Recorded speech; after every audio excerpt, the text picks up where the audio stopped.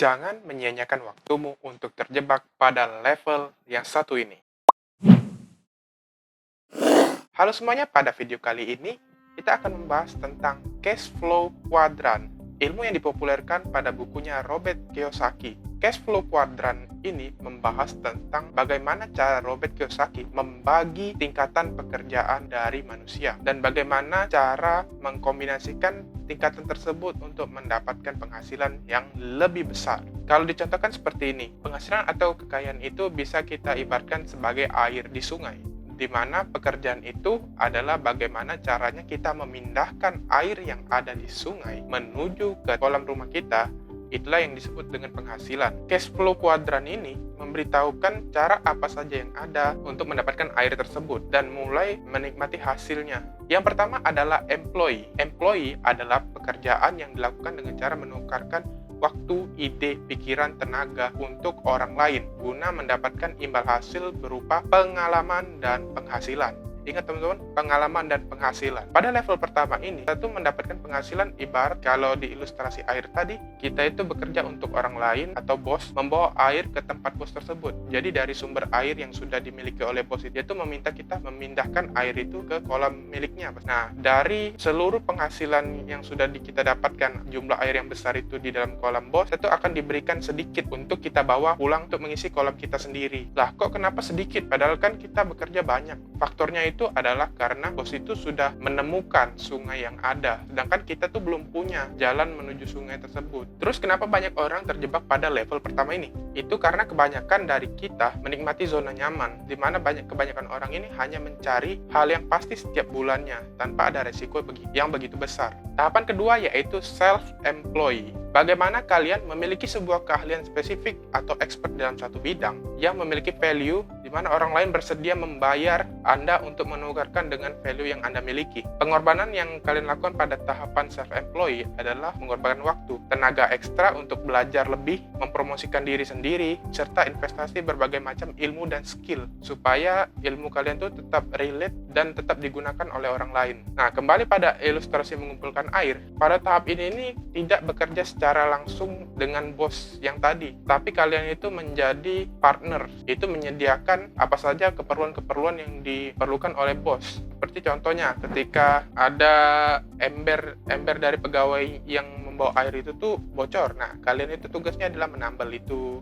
Habis itu kalau seandainya kolam bosnya itu mungkin terlalu kecil, nah kalian itu tugasnya memperbesar itu. Tugas-tugas yang diharapkan tuh hasil, bukan proses yang begitu lama, tapi hasil. Misalnya bos itu berharap kalian tuh berikan hasil kepada perusahaan tanpa terikat dengan kontrak, seperti itu teman-teman. Contoh kalau di dunia nyata adalah dokter. Jadi mereka tuh mengharapkan kesehatan, pas kita juga begitu kan, kita juga mengharapkan kesehatan, sehingga ketika kita sakit, kita ke dokter, kita bayar dokter, dan kita pulang dengan sehat. Jadi kita nggak perlu bayar tiap bulan untuk mendapatkan fasilitas kesehatan, tapi kita bayar ketika kita sakit saja. Soalnya apalagi ada konsultan marketing, ada konsultan keuangan, konsultan pajak, ada juga freelancer seperti desain grafis, video editor, dan lain-lain. Banyak pekerjaan yang memang di tahapan self-employed. Nah, begitulah kerjaan self-employed. Mereka tuh tidak terlalu terikat dan cenderung memiliki kebebasan untuk bekerja.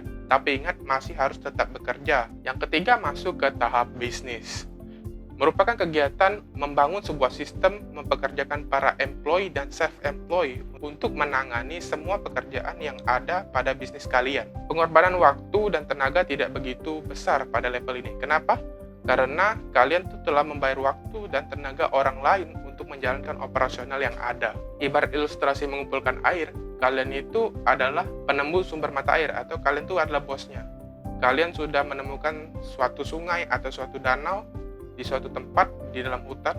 Nah, tinggal kalian tuh mempekerjakan orang lain untuk membawa air dari sungai tersebut ke dalam kolam kalian. Ketika sudah mengumpulkan semua air itu, kalian akan membayar nih orang-orang yang sudah bekerja untuk kalian tuh dengan sedikit saja. Mungkin seember dan kalian kasih ke mereka. Habis itu seember lagi kalian kasih ke yang lain juga seperti itu. Ya kalian bagi-bagi, tapi hasil dari kolam kalian tuh sudah besar banget, teman-teman. Jadi kalian tuh kasih sedikit aja para employee dan self-employee ini. Apakah ini jahat? Tentunya tidak. Karena proses menemukan sumber mata air itu perlu perjuangan yang sangat keras, teman-teman. Sama seperti menemukan peluang usaha. Kalau dalam contoh realnya, kita menemukan peluang usaha itu memang sangat sulit, teman-teman. Kita harus memasuki hutan, kita harus ada risiko ketemu dengan hewan liar, kita harus tersesat mungkin.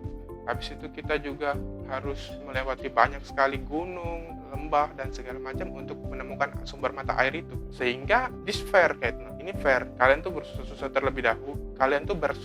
terlebih dahulu, tapi nanti akan bersenang-senang kemudian. Itu sistem bisnis, teman-teman. Nah, kita itu belajar ketika di tahap employee dan self-employed, kita tuh belajar bagaimana sih bos kita itu tuh bisa mencari jalan tersebut, sehingga kita bisa menirunya, kita bisa membuka jalan baru untuk diri kita sendiri ke depannya. Jadi ingat, teman-teman, ketika di tahap employee dan self-employed, saya harapkan kalian tuh tidak terpatok dengan yang namanya hasil yang begitu besar, tapi belajarlah bagaimana caranya membuka jalan baru, menemukan peluang-peluang usaha baru untuk kalian bisa jadikan bisnis kalian sendiri sebagai ownernya. Keempat adalah investor. Tahapan akhir dan menjadi cita-cita semua orang, mungkin kaum milenial pada belakang-belakang ini, teman-teman. Mulai dari berinvestasi di saham, reksadana, atau mungkin sekarang cryptocurrency itu sangat banyak sekali diminati oleh para anak muda pada zaman sekarang. Nah, pada level ini, kalian tuh memiliki harta yang banyak dan cukup untuk membuat harta kalian bekerja untuk kalian.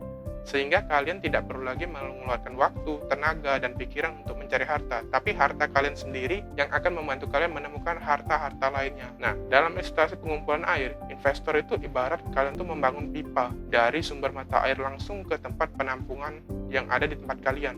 Jadi membangun saluran, teman-teman. Jadi kita tidak perlu lagi orang, kita tidak perlu lagi ini, kita tuh cukup modal untuk membayar pipa yang ada, kita membayar pompa air, kita membayar jasa instalasi dari pipa tersebut, sehingga kita tinggal bersantai dan melakukan apa yang kita suka, dan setiap saat air itu akan mengalir dari sumber mata air ke tempat kita. Jadi makin punya banyak harta, kita bisa menginvestnya ke situ, sehingga air itu akan terus mengalir. Air itu dipakai lagi untuk membangun pipa baru. Makin banyak pipa yang masuk, air itu semakin banyak juga tertampung di tempat kita. Jadi dibalikin lagi kayak konsep ini juga biasa disebut sebagai membangun passive income. Apakah kalian tertarik membangun juga? Sehingga kalian bisa melakukan apapun yang kalian impikan, seperti traveling, bersantai di tempat mewah, quality time dengan keluarga, atau apapun keinginan kalian. Nah, bagaimana pendapat kalian mengenai topik kali ini? Mari kita berdiskusi di kolom komentar di bawah. Sandi Adiputra sign out, and don't forget to keep growing.